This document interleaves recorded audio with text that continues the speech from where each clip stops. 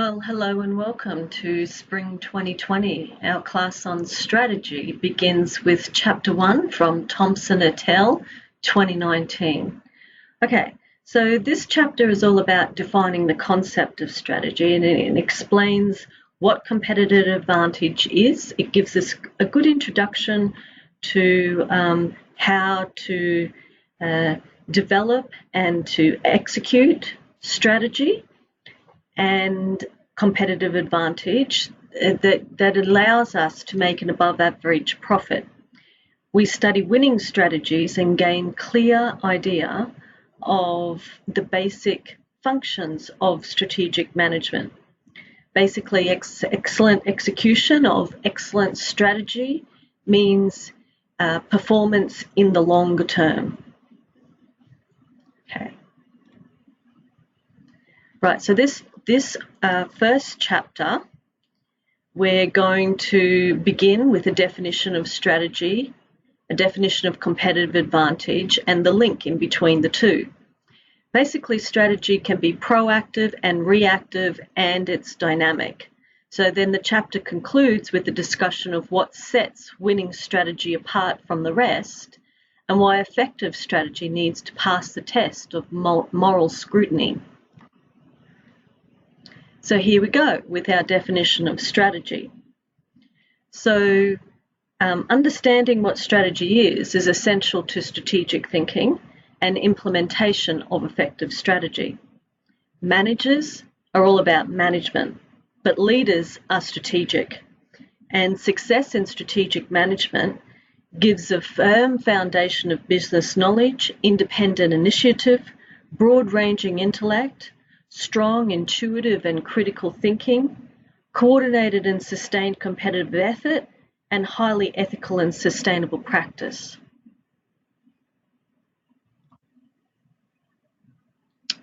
So, all businesses face three basic questions. What is our present situation? What should the company future direction be? And what performance standards are we going to set? And what's our plan for navigating our way through to achieve these results? Strategy is about making choices. It's all about the hows. So organisations have a wide degree of freedom in choosing how to enact these hows of strategy. How to position the firm in the marketplace, how to attract customers, how to effectively compete against rivals, and how to achieve the firm's performance targets that have been set, how to capitalise on opportunities to grow the business, and how to respond to the changing market dynamics. So, strategy is about competing differently. Strategy is about setting yourself apart from the rest of the competitive field. And that means appealing to buyers in ways that set an organisation apart. And it also means staking out a market position that's not crowded with strong competition. So strategy is a choice.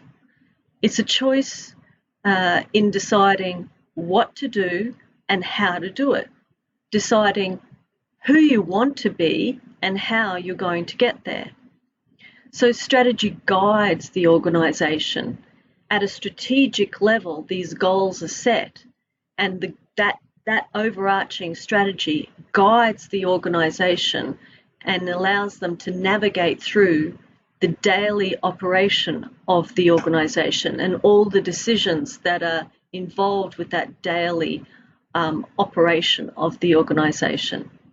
So strategy is successful when the actions, the business approaches, and the competitive moves appeal to buyers in ways that differentiate from the competition and position the organisation well, and position the organisational offer well in the competitive marketplace.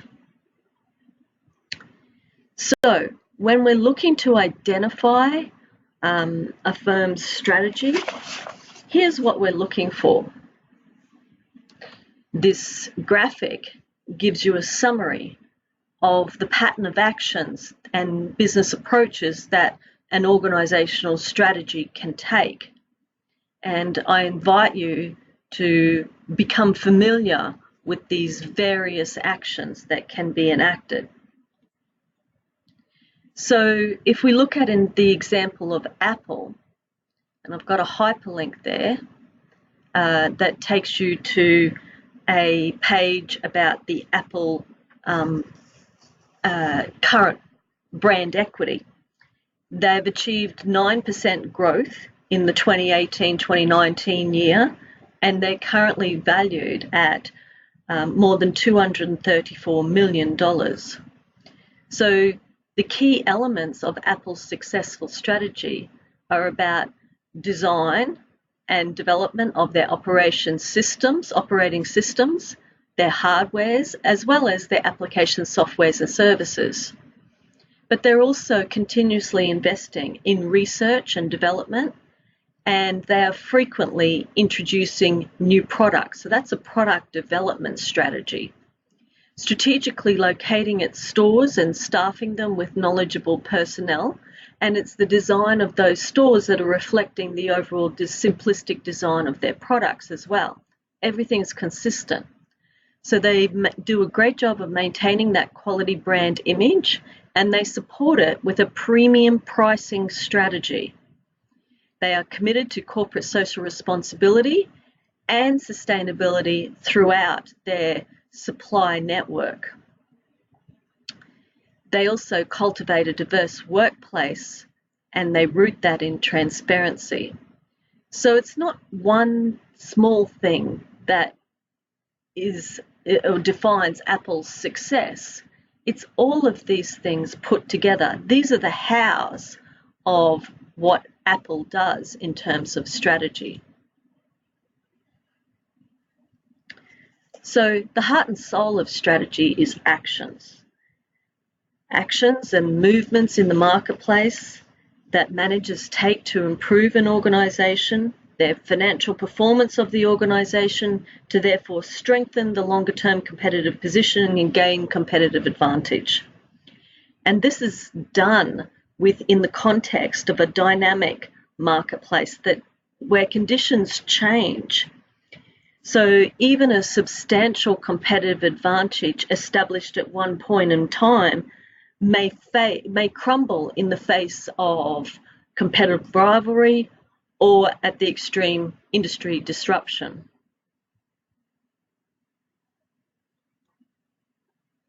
So here we've got 5 basic strategic approaches.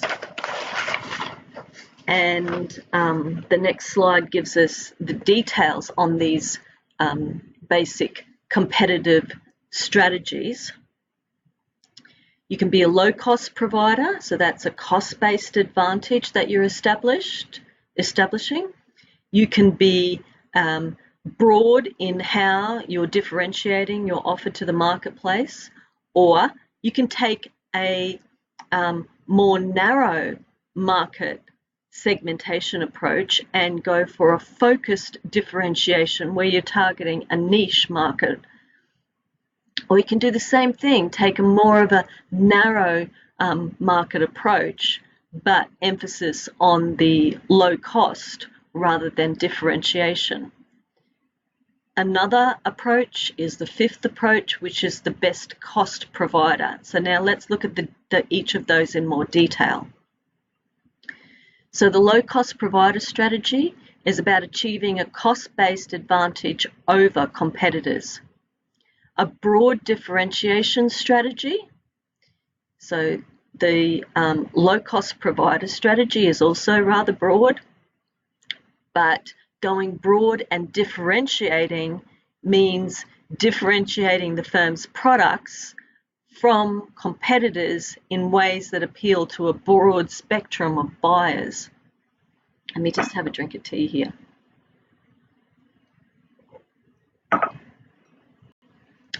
Okay, so rather than going broad, you can go narrow with a focused low-cost strategy. This is when you're concentrating on a narrow buyer segment or a market niche by having lower costs to serve that niche at a lower competitive price.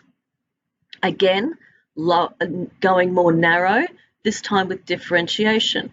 You're concentrating on a narrow buyer segment or market niche by offering buyers customized attributes, that means product features that meet their specialized needs and tastes better than competitive offers. And then the best cost provider strategy. This is when you're giving customers more perceived value for their money by satisfying their expectations in terms of key quality product features or attributes, product performance, or service augmentation that matches or exceeds the customer's price expectations.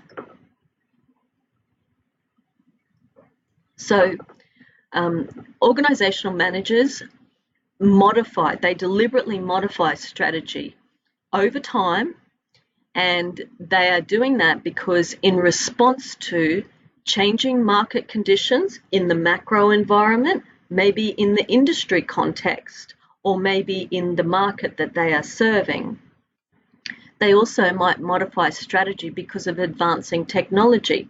They need to keep up with technological innovation. Maybe managers are modifying strategy because their competitors are making a specific move and they need to respond. Maybe it's consumer needs that are changing. Maybe there's emerging market opportunities that are being identified. And maybe there are basically new ideas for improving the strategy. Excuse me. Okay, so this slide tells us that organizational strategy is a combination of proactive initiatives and reactive adjustments. And these two things together, proactive and reactive elements, come together to make the realized strategy. So in between, there may be emergent strategies where you're flexing and curbing along the way, responding, and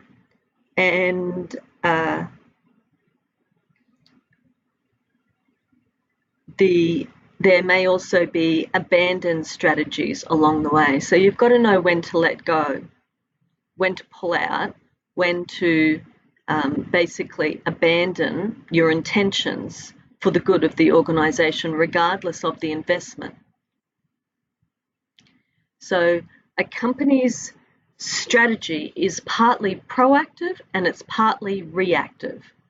And so this is an explanation of the previous graphic that showed us these two elements in organisational strategy.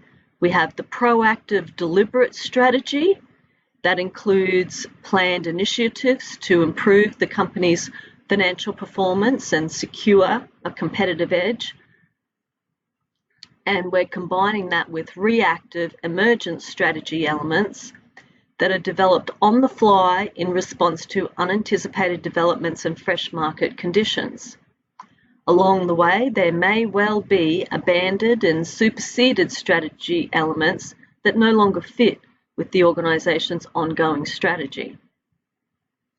So, what's the business model and how does the firm make money?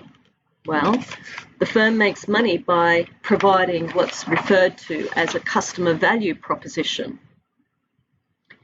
And the firm makes money by generating revenue sufficient to cover the costs and produce attractive profits. And we refer to this as the profit formula.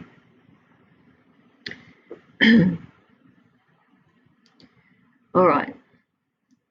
So we need these two things, the customer value proposition and the profit formula. These are the two elements of the business model. Here we go, value proposition and profit formula are the two elements of the business model. And we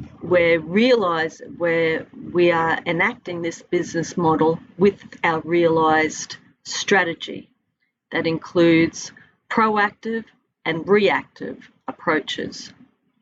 So what's this customer value proposition? This might be a new term for you, and it may or may not be, but regardless, we need to look at how does Thompson et al. 2019 consider customer value proposition, because this is the approach that we are studying this semester. The customer value proposition is satisfying buyer wants and needs at a price that the customers consider good value. It's about what value are you offering the customers. And the greater the value and the lower the price, the more attractive is the proposition to the customers. What about the profit formula? What's that exactly? Well, the profit formula is about a cost structure that allows for acceptable profits given the pricing that's tied to the customer value proposition. So, we talk about lowering the costs for a given customer and arriving at a customer value proposition. The greater the ability of the business to be enables a greater ability of the business to make money, right? So that's our profit formula. The cost structure that allows for acceptable profits given the pricing on the customer value proposition. So here we've got a graphic to explain that, and it's really illustrating the elements of the business model regarding value, price, and cost. This framework highlights the relationship between the customer value proposition and the profit formula.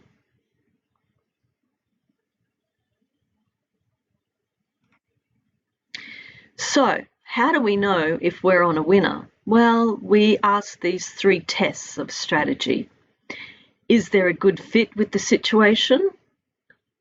Does it result in competitive advantage? Does it promote superior in performance?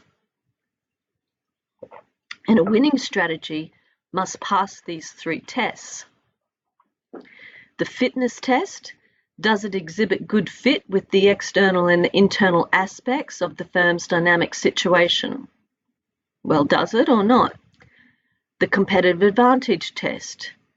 Is this strategy likely to result in a sustainable competitive advantage? And that doesn't mean about sustainability and eco-friendly. That means about sustainability in the long term. And then the performance test. Is it producing superior performance as indicated by the firm's profitability, financial competitive strengths, and market standing? If we can pass those 3 tests, we're on a strategic winner.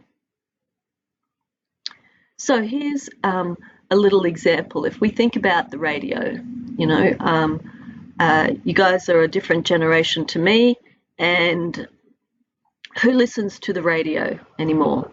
Well, maybe the older generation.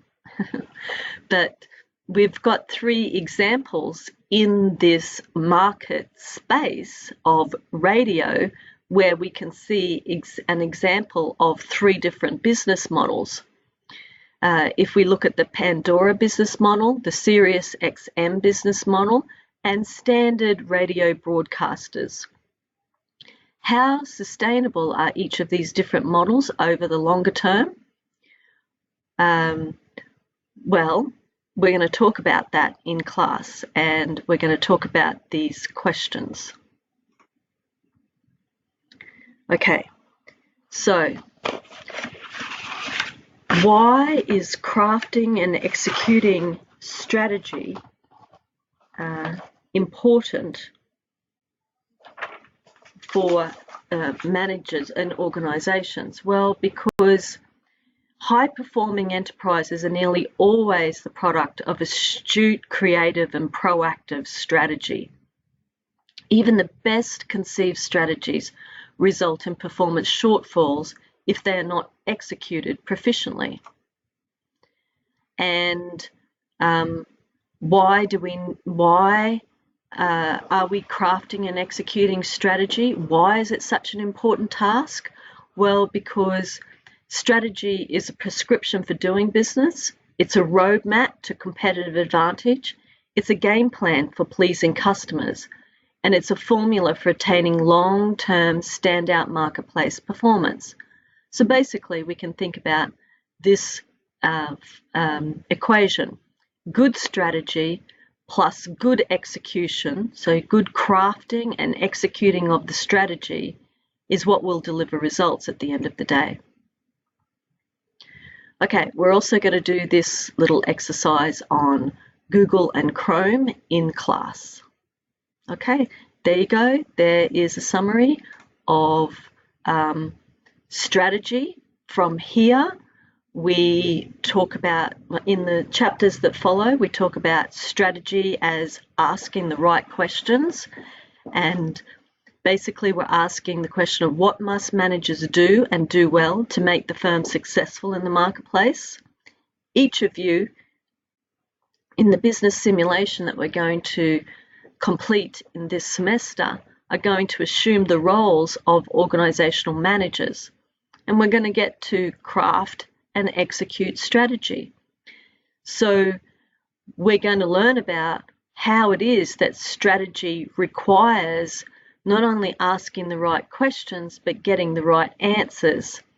Good strategic thinking and good management of the strategy crafting and executing process is very important in terms of getting the right answers. But also first-rate capabilities and skills in crafting and executing a strategy are essential to successfully managing strategy. All right, that's the end of chapter 1, and I'll see you in chapter 2.